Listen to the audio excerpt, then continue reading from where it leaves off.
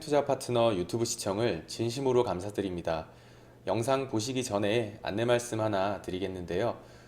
주식 종목이나 앞으로 주식을 어떻게 해 나아가야 할지 고민이 많으신 분들은요. 언제든지 저희 대표번호 1588-5380 번호 있잖아요.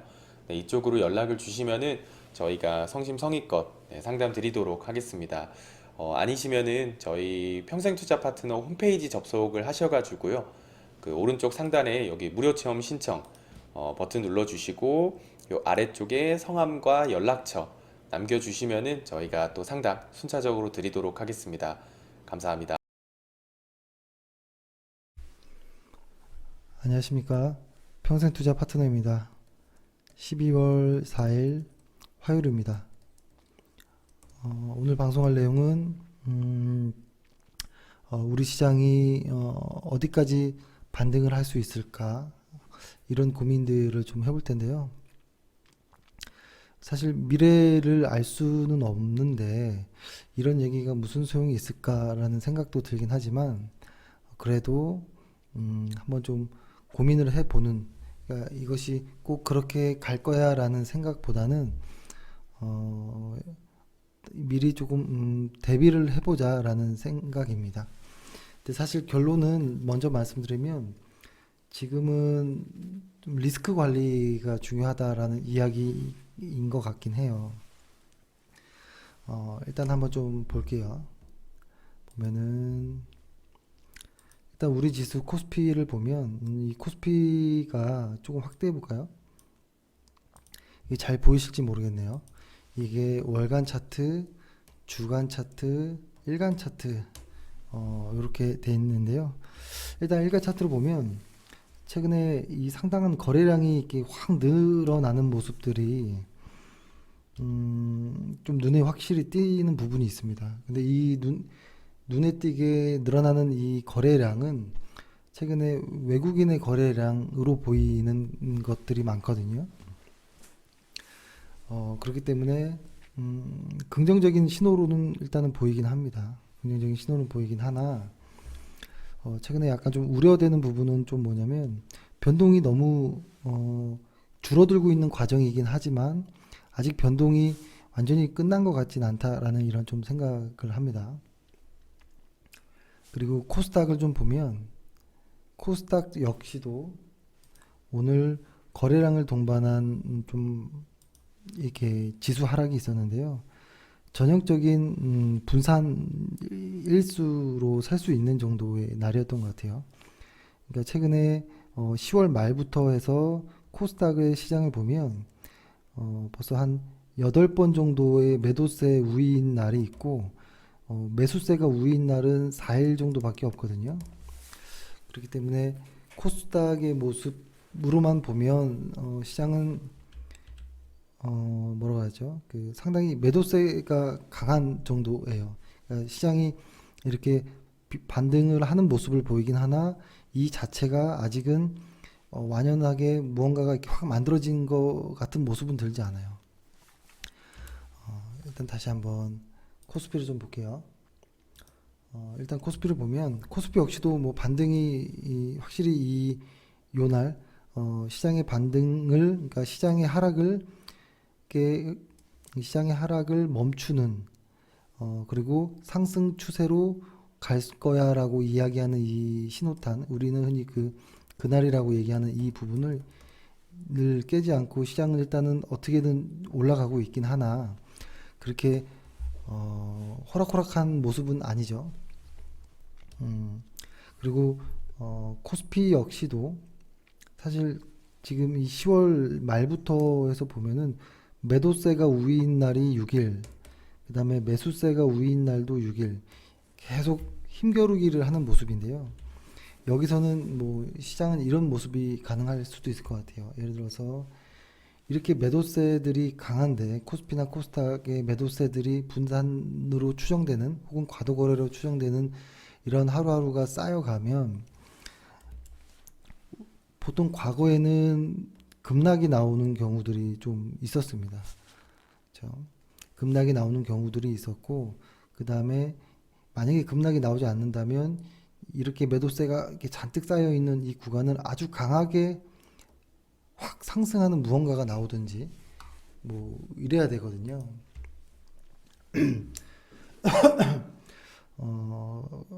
근데 일단은 확률적으로 저희도 예전에 테스트를 해보면 분산이 많아지면 시장은 하락하기에 알맞은 환경이 조성되었던 것 같긴 해요. 그런데 시장에서 최근 이야기 나오는 것들은 이런 것들이죠. 저도 오전 시황에 쓰긴 했습니다. 내용을 한번 보면 오전 시황에 쓴 내용은 이런 내용이었는데요. 한번 좀 살짝 볼게요. 이거는 이제 카페에 보면 오전 시황이라는 곳에 올려드리니까요. 그 회원분께서는 확인 잘 하시면 됩니다. 이렇게 일단은 밤사이 시장이 좀 뉴욕 시장이 좀 강했죠. 근데 여기서 이제 드리고 싶은 말씀은 뭐냐면 분명히 이게 10월에 우리 지수가 10월에 급락을 했었잖아요. 근데 그 10월에 급락을 했었을 때의 가장 큰 어떠한 이유라고 할 수 있는 것들이 미국의 10년 그 국제 수익률이 3%를 돌파했었고, 그렇죠? 3%를 돌파했었고, 그러니까 이 언저리가 되는 거겠죠. 이 언저리 여기 때 3%를 돌파해버리면서 10월에 급락장이 왔었고, 그 당시 때 분위기가 미국과 중국의 무역 분쟁이 좀 고조되는 이런 느낌이 많았거든요. 근데 지금 보면 국제 수익률도 3%를 돌파했던 게 다시 원래 자리로 돌아왔고, 그리고 무역 분쟁에 관련한 것도 아직은 뭐 유예 기간이긴 하겠지만 일정 부분 상당히 긍정적인 어떠한 시그널로 보이는 이런 일단 제스처가 보이죠. 왜냐면 그동안에 이런 대화나 합의, 협의 이런 기관들 자체가 없었기 때문에 지금의 이러한 과정들을 보면 이렇게 과정들을 보면 분명히 좋아지는 것이 아닌가라는 어떤 생각이 들어요. 그러니까 10월장이라면 주간 차트로 보면 이렇게 강하게 하락했던 월간 차트로 보면 이날일 것인데, 그러면 이제 거꾸로 생각해 보는 거예요. 만약에 우리 시장이 10월에 급락장을 연출할 때 시장 분위기, 그 분위기가 다시 원상복귀 되었다면 뭐 사실 100%는 아니겠지만 그만큼 정도의 어떤 기대감에 가까운 긍정적인 어떠한 시그널이 나왔다면 우리 시장은 이 급락장이 보여줬던 이때의 모습으로 다시 돌아갈 수 있느냐, 이것이 좀 핵심인 것 같아요. 만약에 근데 이게 좀 애매한 부분이 있는 거예요. 뭐냐면 예를 들어서 10월에 이 주가의 하락이 아주 순전히 100% 그냥 국채금리가 3%를 돌파했기 때문에, 혹은 미국과 중국의 무역 분쟁이 이기 때문에라고만 단정 지을 수 있다면, 그것들이 100% 만회됐다면, 그것들이 100% 사라졌으면 그 이유들이, 이거는 다시 원상복귀 됐죠. 이거는 100%는 아니지만 좀 좋아지는 어떠한 모습으로 좀 가고 있죠. 그러니까 이 두 가지 이유만으로 시장이 하락한 것이라면 돌아오는 게 정상이라고 봅니다. 그것도 좀 급하게 빠졌으니까 급하게 돌아오는 것. 근데 이 100%라고 단정할 수 있느냐라고 보는 거예요. 저는 100%라고 단정할 수 없다라고 생각해요. 왜냐면 이 안에는 뭐 여러 가지 이유들이 있었을 겁니다. 흔히 뭐 그 나스닥의 어떤 기술주에 대한 뭐 어떤 고퍼 논란이라든지, 그리고 IT 혹은 그 반도체의 어떤 피크의 논란들이 있었잖아요.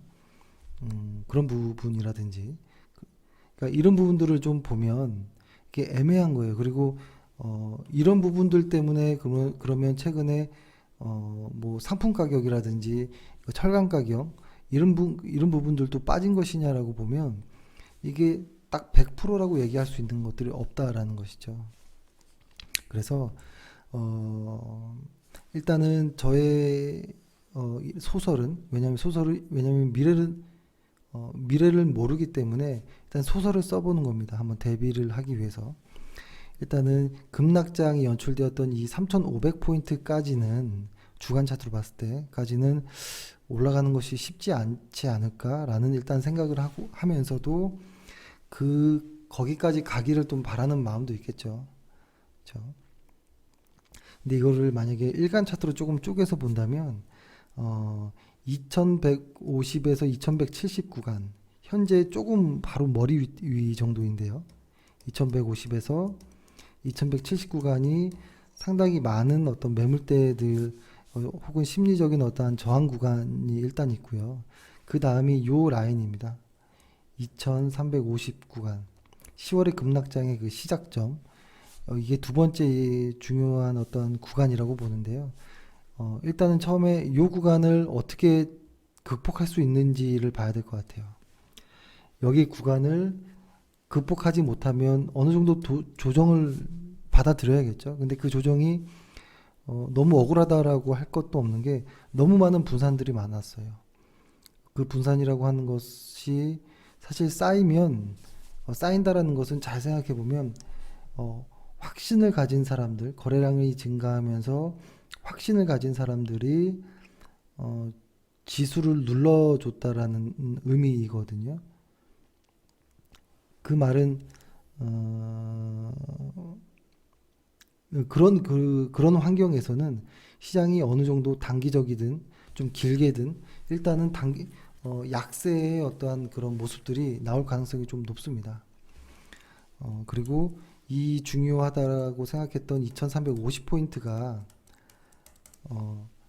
100% 만회될 수 있을까라고 생각해 보면 아까 말씀드렸던 것처럼 이때 시장 환경들이 100% 돌아갔다면 모르겠지만 100%는 아니잖아요. 지금 각 기관들이나 어떤 단체들에서 나오는 뭐 GDP라든지 가장 흔한 GDP를 봤을 때 올해보다 내년이 GDP가 안 좋게 나온다라는 예측치들은 많이 발표가 되었잖아요. 근데 그 큰 대세를 파악할 때 보면 시장에서 큰 대세를 파악할 때 가장 많이 보는 것 중에 뭐 여러 가지가 있을 건데요. 그래도 가장 무난하게 누구나 많이 알 수 있는 것들 중에 하나는 GDP와 어떤 물가, 금리 이 정도는 상당히 자세하게 보죠. 그렇죠? 이 중에서 GDP라는 부분이 꺾이면 그리고 금리라는 부분이 서서히 올라가는 이런 과정들, 그렇죠? 이런 과정들 안에서 이 물가가 어느 정도로 유지해 줄지에 대한 것들을 좀 같이 확인해 볼 필요가 있는데요. 보통 예를 들어서 뭐 이렇게 한번 표현해 볼까요? GDP와 어떠한 뭐 물가를 이렇게 놓고 봤을 때 GDP가 상승하는 것보다 금리를 더 빨리 올려버리면 위험한 신호라는 것은 뭐 아마 시장에서 이제 어떤 경험이 있었다면 다 아실 내용일 거예요. GDP가 근데 분명 일단 꺾이긴 하는데 우리 한국은행은 일단 금리를 올리기 시작했습니다. 금리를 올리기 시작한 부분에서는 일단은 시장이 대세 상승으로 가기에는 엇박자가 나는 부분들이 확실히 있고요. 그렇죠? 그리고 금리를 오르는 수준 이상으로 물가도 같이 좀 꾸준하게 올라가 줘야 되는데 그것 역시 확실하지 않거든요. 내수 소비가 지금 잠정 실적들이 4분기들이 나오잖아요. 그 물가 내소비가 확실히 좋지 않은 부분들도 있거든요. 그러니까 국내 증시로 봤을 때는 이런 모습도 있고, 그리고 사실 한국은행이 금리를 올리는 것을 저희가 뭐 그렇게 비중 있게 말씀드리지는 않았는데요. 사실 우리나라가 금리 올리는 것이 당연히 부채가 있는 사람들에게는 매우 힘든 일일 수도 있겠지만 글로벌 시장 안에서 보면 사실 크게 의미를 둘 수 있는 그런 그런 의미는 없거든요. 그래서 말씀드리지는 않았는데요. 여러 가지의 어떤 그러니까 가장 핵심적인 건 이런 거겠죠. 저희가 믿고 있는 것은 지수가 상승하려면 글로벌 경기가 다시 회복하고 상승하려면 기업들의 실적이 좋아야 된다라는 게 저는 첫 번째인 것 같아요. 이 여기서부터 이제 모든 것들이 나온다라는 것이겠죠. 그리고 당연히 내수 어떤 그 소비도 역시 좋아야 되는 부분도 있겠지만 일단은 이 부분에 대한 예측치들이 모두 안 좋은 어떤 시그널을 보여준다면 일단은 대세 시장 하락으로 그러니까 시장이 꺾인다라고 보는 것이 맞다라고 봐요. 그러니까 실적으로 만약에 실적이 이렇게 흐른다면 주가도 역시 왔다 갔다 하면서 흐를 수 있다라고 보고요. 실적이 다시 좋아진다면 이런 것들이 모여서 국내 어떤 GDP가 이렇게 좋아진다면 주가도 이렇게 오를 수 있다라고 봅니다. 다만 주가는 좀 선행해서 움직일 뿐이죠. 이렇게 본다면 4분기 그리고 내년 1분기 혹은 상반기까지 실적 모멘텀이 좀 있느냐라고 보면 좀 힘들지 않나라는 생각이 들어요. 그래서 이 10월의 급락장에서 시작됐던 어떤 우리가 흔히 알고 있는 국제금리라든지 혹은 미국과 중국의 무역 분쟁이 해소된다 하더라도 내년을 그렇게 좋게 보기는 쉽지 않을 것 같다라는 생각이 듭니다. 그러면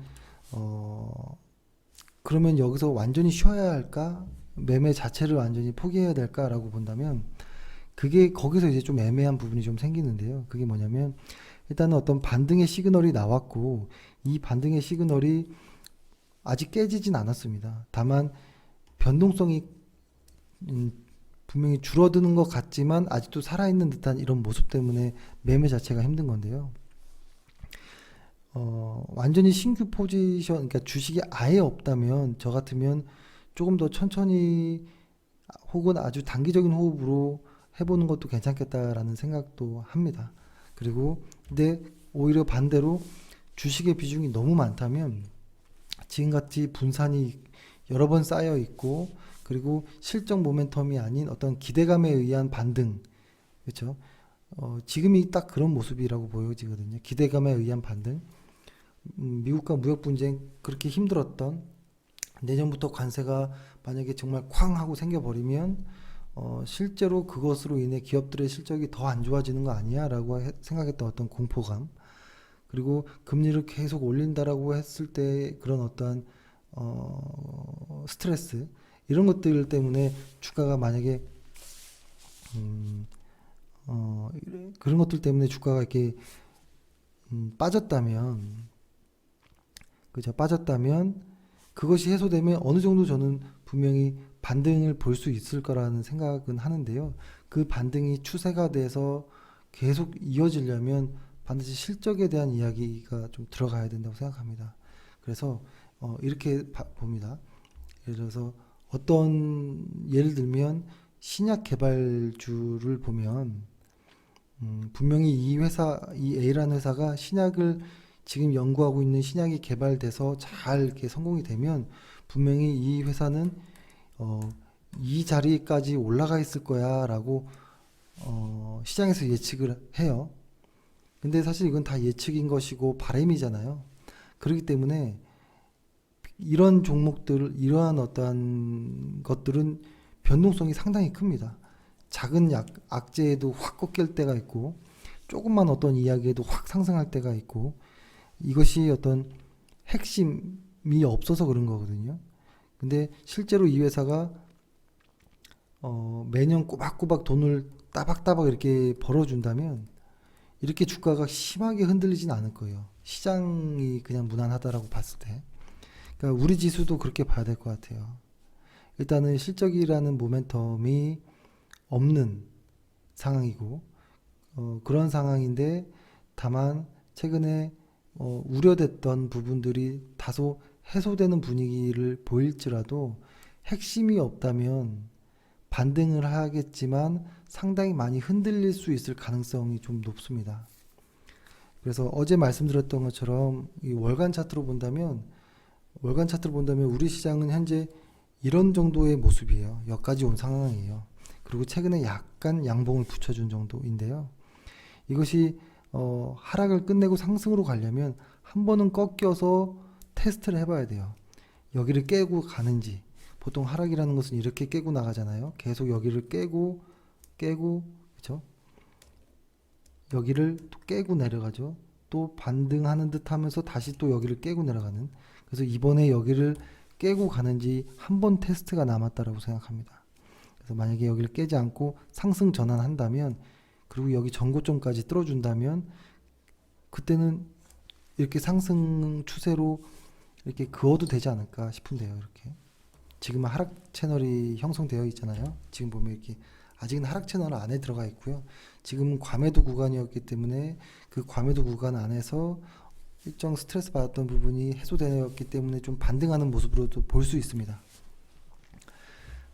일단은 지수가 반등하는 것처럼 보일 수도 있다라는 것이고, 실제로 반등하는 건데 아직 저 자신이 못 믿고 있는 거일 수도 있어요. 그렇기 때문에 일단은 지금까지 제가 했던 이야기들을 다 잊어버리시고 지금부터는 지수의 모습만 따라가는 게 좋아요. 왜냐면 모든 것들이 다 소설이니까요. 그래서 여러 가지 이렇게 시장을 볼 때 고민들이 많아요. 그럴 때 가장 첫 번째는 일단 지수 그 자체를 보는 거예요. 일단 지수 그 자체는 아주 바닥권에서 일단 들어 올려지는 모습들이 보입니다. 근데 이러한 모습이 여기에도 있었고요. 요 언저리에도 한번 있었잖아요. 그러니까 우리가 지금 가장 겁내하는 건 이런 것이죠. 시장이 이렇게 들었다가 다시 빠질까봐, 들었다가 다시 빠질까봐, 지금 들었다가 다시 빠질까봐, 이게 좀 두려움이 있는 것이죠. 왜냐하면 이 앞전에 이 앞에 이렇게 이런 것들을 경험했기 때문에 더욱 그런 것 같아요. 그래서 이번에도 만약에 그런 것들이 부담되는데도 불구하고 억지로 무언가를 할 필요는 없고요. 여기를 이게 안 깨고 나가는지만 확인하고 들어가셔도 어떨까라는 생각이 들고요. 그리고 일부에서는 이런 얘기도 합니다. 이 시장 10월에 시장이 하락할 때 실적과 무관하게 가장 많이 빠졌던 종목이 뭐냐? 걔네들은 뭐 IT가 될 수 있고 남북경협 뭐 건설이 될 수 있고 상품 쪽들 있잖아요. 철강 뭐 유가 혹은 중국 관련주들이 있을 수 있는데요. 얘네들도 실적이 좋지만 어떤 시장이 무너지면서 누구보다 더 많이 무너진 애들이거든요. 그래서 시장에서 하는 이야기가 10월에 그 어떤 이 급락의 배경이 되었던 것들이 다소 해소되었기 때문에 얘네들이 다시 주도주가 되는 것 아니야 라는 어떤 이야기를 또 하는데요. 뭐 그럴 수도 있습니다. 근데 저는 이런 생각이 듭니다. 일단 이들이 너무 큰 하락을 보였고 이 아주 강한 역배열을 뒤집고 올라갈 정도로 시장 상황이 좋을까라는 생각도 일단 하고요. 그리고 여기 부분에서 하락했던 게 다시 정상화되는 것이지, 정상화되는 것 정도를 바라는 것이지, 즉 그 말은 빠졌던 이 종목들이 급하게 빠졌으면 어느 정도 회복하는, 과매도, 그러니까 투매에 나왔던 부분이 어느 정도 만회되는 모습으로 생각하는 것이지, 얘네가 다시 주도주로 갈 수 있을까라는 어떤 좀 의문도, 물음표도 듭니다. 그래서 저희의 생각은 10월에 이런 급락장과 무관하게 잘 버티고 갔던, 실적이 좋고 스토리도 좋은 중소형주들 있죠. 중소형주들이 오히려 시장의 주도주는 아니더라도 어느 정도 일정 부분 주인공 역할을 하지 않을까라는 생각을 합니다. 그리고 4분기 예측, 4분기 실적들도 보면 대형주보다는 중소형주들의 실적이 월등히 좋습니다. 현재 그런 상황이고, 시장 지수가 상승으로 가기에는 다소 좀 무리인 부분도 있기 때문에 대형주에 대한 조금 고민도 필요하다라고 좀 봐요. 최근에 삼성전자와 SK하이닉스가 위아래로 왔다 갔다를 많이 하잖아요. 아직 시장이 안정되기는 좀 힘듭니다. 아직은. 그렇기 때문에 아까 말씀드렸던 것처럼 적어도 요렇게 왔다면, 시장이 요렇게 왔다면 한 번 정도까지만 딱 테스트하고 그 다음에 결정하고 그 다음에 시장을 좀 보는 게 어떤가 라는 생각을 합니다. 그런 생각을 하고요. 그리고 아까 제가 말씀드렸던 것처럼 우리 지수에서 좀 중요하게 저는 생각하는 구간이 2150에서 2170을 이었는데요. 이 이전에 말씀드렸던 수치는 2111포인트였었거든요. 2111포인트를 어떻게 넘어갈지가 좀 중요하다라고 얘기했는데, 넘어가는 듯 하면서 아직은 뭐랄까 확 넘어가는 모습은 안 나오거든요. 그래서 2111포인트를 어떻게 넘어가는지, 여길 넘어간 다음에 2150에서 2170 구간을 넘어갈 수 있는지, 그 다음에 2350포인트죠. 2350포인트를 넘어갈 수 있을까? 근데 여기는 쉽지 않겠다라는 좀 생각은 합니다. 여기까지는. 그래서 드리고 싶은 말씀은, 이 지수가 상승해도 위에서 때리는 것들이 많아요, 현재. 그렇기 때문에 지금은 따라가면서 막 추격 매수한다기보다 주식 비중을 많이 안 했으면 좋겠다라는 생각이 듭니다. 절반 이하 정도로 주식 비중을 확 줄여서 단기적인 호흡으로, 왜냐면 지수가 이렇게 약세 구간은 내가 산 종목이 오르는 듯 하면서도 바로 빠지는 경우들이 너무 많거든요. 그리고 지금 최근에 종목들을 보면 관심 종목이라고 해서 이렇게 막 이렇게 찾아보면 예전에 그런 우리가 흔히 아는 그런 멋진 그 대장주들이 없어요. 그러니까 하나 뭐 몇 가지만 예를 들어볼까요? 나이스라든지 이런 종목들. 그러니까 저희의 오늘 최근에 이제 관심 구간에 들어온 이런 종목들인데요. 사실 예전에는 매매 잘 손이 가지 않았던 종목이기도 해요. 그리고 뭐 메리츠 종금이라든지 이런 종목들도 쉽게 손이 가지 않았던 종목이기도 해요. 그리고 뭐 한미약품은 조금 한번 볼 필요는 있을 것 같아요. 그리고 현대중공업 역시도 실적보다는 어떤 기대감이 좀 아직 있는 이 정도 종목들이, 그러니까 예전에 어떤 종목들과 좀 많이 달라진 부분이 확실히 있어요. 그래서 시장이 우리가 딱 이름을 들었을 때 알 수 있는 그런 회사들이 아닌 경우는 중소형주들이 많잖아요. 그럴 때는 지수가 가기 어려울 때가 좀 있습니다. 그래서 지수가 언제든지 흔들릴 수 있다는 것은 내가 보유한 종목은 그 지수보다 더 많이 흔들릴 수도 있다라고 가정하시고, 특히 레버리지라든지 이런 부분은 조금 줄이시고, 어떤 스탁론이라든지 신용은 안 하시는 게 좋다라는 생각을 합니다. 그리고 마지막으로 변동성 지수를 한번 보면요. 다만 변동성 지수는 확실히 좋은 모습이 보여요. 월간 차트에서 변동성 지수가 한번 꺾였다라는 것은, 그러니까 보면 이렇게 스파이크가 나오면서 시장이 다시 안정을 찾거든요. 변동성 지수는. 그리고 이 부분에 대한 모습들도 있고, 근데 잘 보면 약간 반복되는 부분이 이 주간 차트에서는 이런 부분이 나오거든요. 이 부분이 뭐냐면, 이 부분은 확대 보면 이렇게 됐죠. 이렇게 이런 모습이 나오긴 했죠. 그리고 이 모습도 확대 보면 좀 비슷한데 뭔가 좀 작은, 아직 끝나지 않은 무언가인 것 같이 보이기도 하는데요. 그래도 일단은 형태는 좀 갖췄다라고 생각을 합니다. 그래서 일단 변동성은 확실히 줄어들 것이고, 그렇다면 우리 지수는 오를 것이 맞고, 그 다음에 다른 어떤 많은 보조 지표들도 역시 일단은 안정적인 이런 모습을 보이긴 합니다. 다만 변동성 지수 역시 후행이라는 것이죠. 그래서 지수를 핵심으로 해서 보시는 게 가장 정확하고요. 지금 코스피는 힘이 팽팽하게 맞서고 있고, 코스닥은 매도 우위세가 강한 모습이기 때문에 조심해야 된다라는 생각을 계속하고 있습니다. 계속하고 있고, 만약에 물량이 없다면 급할 필요가 없다라고 봅니다. 전혀 급하지 않다라고 생각을 하고 대응하시면 좋겠고, 보유하는 분이라면 어느 정도 포트폴리오 관리를 해야 되는 구간이 아닐까. 왜냐면 이렇게 분산이 많으면 언제 급락이 나와도 억울할 게 없거든요.